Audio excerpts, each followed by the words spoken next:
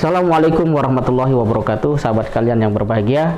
Pada kesempatan ini saya akan mengajak untuk masuk pada sisi yang mungkin dimensi historisnya lebih kuat, dan itu saya temukan pada buku ini, The Power of Al-Fatihah, karya dari Profesor Dr. M. Amin Aziz. Sahabat kalian yang berbahagia, dalam lembaran-lembaran yang telah saya baca sampai kepada halaman berapa ini, 176, di antara poin yang begitu kuat teringat dalam pikiran saya yaitu tentang jihad. Kita kenal bersama bahwa Rasulullah Shallallahu Alaihi Wasallam di dalam membawa risalah Islam ini itu nggak gampang. Banyak yang menolak, banyak yang reject, banyak yang dislike. Bahkan bukan sekedar itu, mereka ingin menghentikan bahkan sampai pada tahap melanggar hak asasi manusia, yaitu melakukan persekusi, menganiaya bukan kepada Nabi semata, tetapi juga kepada mereka yang percaya kepada seruan dakwah Islam yang disampaikan oleh Rasulullah SAW.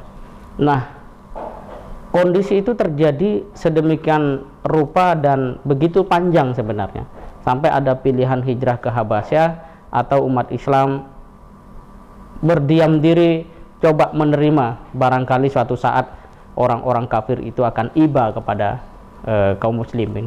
Tapi yang terjadi semakin hari mereka semakin gelap mata, buta hati, sehingga anarkisme, ya, persekusi dan bentuk-bentuk penganiayaan yang sangat di luar nalar manusia terus terjadi. Maka Rasulullah Shallallahu Alaihi Wasallam pun hijrah. Jadi bisa dibayangkan sebenarnya dalam konteks hijrah yang malam ini adalah terakhir di bulan Muharram, ya, 1443 Hijriah, itu ada sebuah pesan yang sangat kuat bahwa umat Islam itu lebih suka untuk mengalah, lebih suka untuk kemudian tidak meladeni orang-orang yang memang sudah tidak mungkin diajak dialog atau diskusi.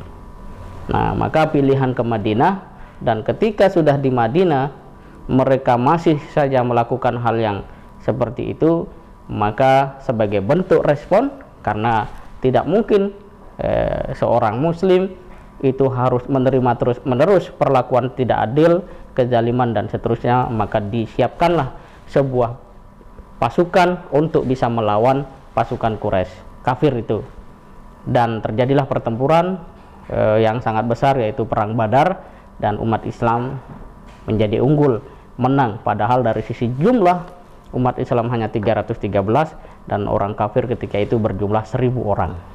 Tetapi kemenangan kemudian hadir atau Allah berikan kepada kaum muslimin. Nah, Profesor Muhammad Amin Aziz ini melihat bahwa fakta sejarah di mana umat Islam ketika itu berjihad menghadapi tantangan dan perlawanan atau tindakan zalim, penganiayaan yang dilakukan oleh orang kafir Quraisy, ketika mereka melakukan itu dengan senjata, maka umat Islam melakukan respon yang sama, diperkuat dengan senjata. Jadi Islam tidak pernah, ya, mendorong umatnya ini untuk melakukan kegiatan-kegiatan yang tidak masuk akal, ya, radikal kalau bahasa sekarang, atau teror, tetapi memang dengan pendekatan-pendekatan manusiawi, sehingga tidak ada memang orang Islam menyiksa orang kafir, itu nggak pernah ada ceritanya. Dan ketika terjadi sebuah perang, itu pun karena merespon, mau nggak mau, kalau enggak kita habis mati, dan itu disebut dengan pembelaan. Ya, kalau kita kenal hari ini, misalnya di dalam konteks persidangan kasus hukum, terdakwa pun diberikan pengacara. Jadi pengacara dalam konteks hukum itu adalah bentuk perlawanan dalam konteks jihad itu sendiri ketika harus turun ke medan perang. Nah, yang menarik kemudian adalah kesimpulan yang ditarik oleh Profesor Muhammad Amin Aziz ini, atau M. Amin Aziz ini, yaitu bahwa yang namanya jihad di zaman Rasul memang seperti itu, memanggul senjata. Tetapi ke hari ini, di mana kita tidak hidup di dalam masa perperangan, maka yang penting menjadi jihad adalah memakmurkan kehidupan umat manusia. Nah, Ini jihad yang paling luar biasa. Dan karena itu beliau mendorong kita semua untuk turut andil di dalam perjuangan memakmurkan kehidupan manusia. Itulah jihad kita hari ini. Sesuai juga dengan Konstitusi Indonesia 1945, yaitu mencerdaskan kehidupan bangsa, mensejahterakan rakyat Indonesia. Nah, poin yang tidak kalah penting, ini Prof. Amin Ajis menerbitkan buku ini sekitar tahun 2008, nih cetakan ketiga, Mei 2008. Sekarang sudah 2021. Tantangan kita adalah jihad di era digital. Apa jihad kita di era digital?